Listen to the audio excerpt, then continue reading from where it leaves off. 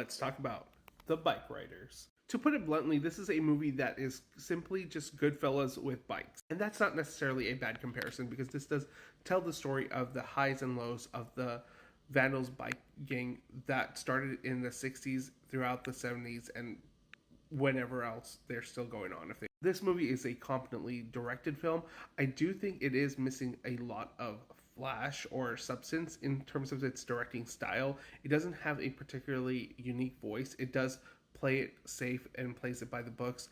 It's a movie that is really just a vibe in a sense. You're here for the ride. You're not taken for any wild goose chases. There's nothing that's surprising or anything that shocks you or gets you too excited. It does make you kind of want to ride a motorbike, but other than that, it's nothing that's super special. Austin Butler and Tom Hardy give really solid performances.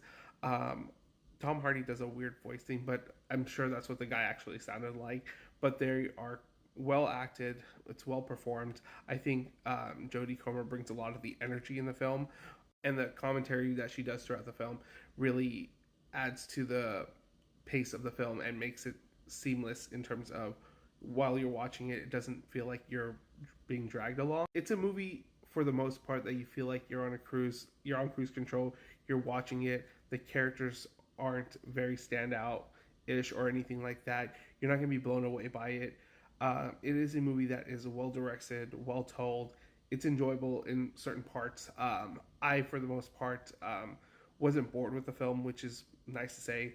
It is a movie that also does have some nice commentary on masculinity and how us repressing our emotions can lead to downfall of not just our relationship with our loved ones, but relationship with our friends, our group, or gangs, and how you could kind of lose sight of what was initially started, where this group was just started for a bunch of people that liked writing, wanted to protect one another, protect their community, and eventually devolved into something that was too big to handle and kind of lost the original intention of the group behind it. And that's like a commentary on most things as well, whether it being political or corporate or whatever.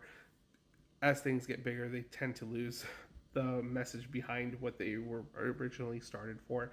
And I did like that commentary in the film. Overall, it's a really good, decent watch. I do recommend it. It's on Peacock right now, so it's an easy watch. It's under 2 hours. Definitely worth checking out, but don't expect going in to be blown away or this being one of the greatest movies of the year.